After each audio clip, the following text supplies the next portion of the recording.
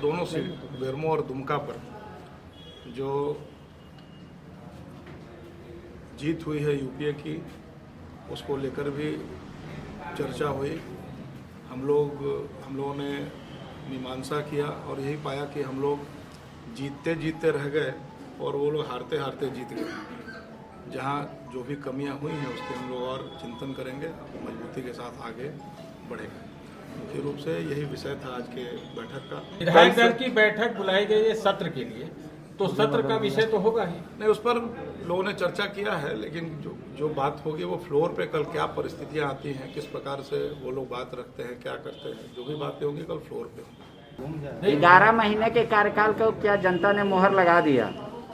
11 महीने के कार्यकाल पे जब 2 सीटें वो जीते हैं तो आप इसको जिस रूप में चाहे ले सकते हैं, लेकिन मेरा अपना मानना है कि सच में पिछले 10-11 महीने में ये आप भी जानते हैं कि कहीं ना एक इंच सड़क बनी, ना कोई काम हुआ, सारे विकास कार्य अवरुद्ध हैं।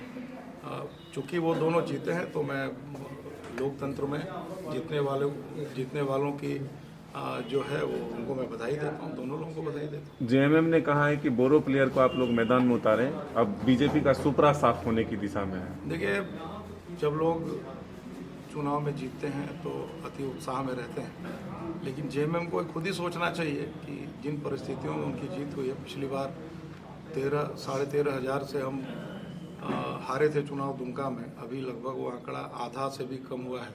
यहाँ भी बेरमो में भी हम लगभग 26,000 से हारे थे, वहाँ भी घटकर 13,500 का हुआ है।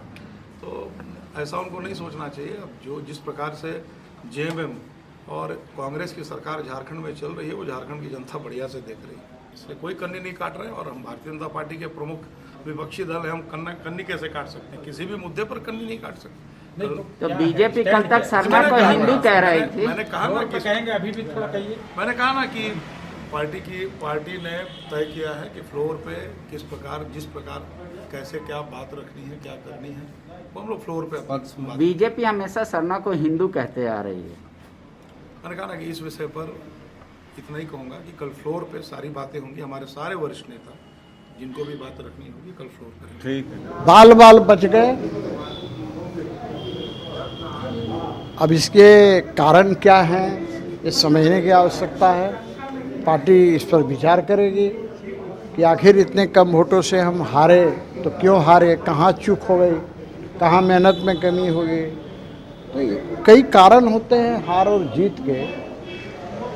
ये तो स्वीकार करने में कोई दिक्कत नहीं है कि हम दोनों उपचुनाव हार गए हैं, लेकिन भारतीय जनता पार्टी तो सतत चलने वाली पार्टी है। देश की नहीं बल्कि विश्व की सबसे बड़ी पार्टी है, चलती रहेगी, आगे भी जीतेगी इस विश्वास के साथ। आप लोग मुद्दा बनाए थे कि सरकार काम नहीं कर रही, उसी का रिजल्ट होगा। देखिए, मुद्दा से ही यदि चुनाव जीते जाते और हारे जाते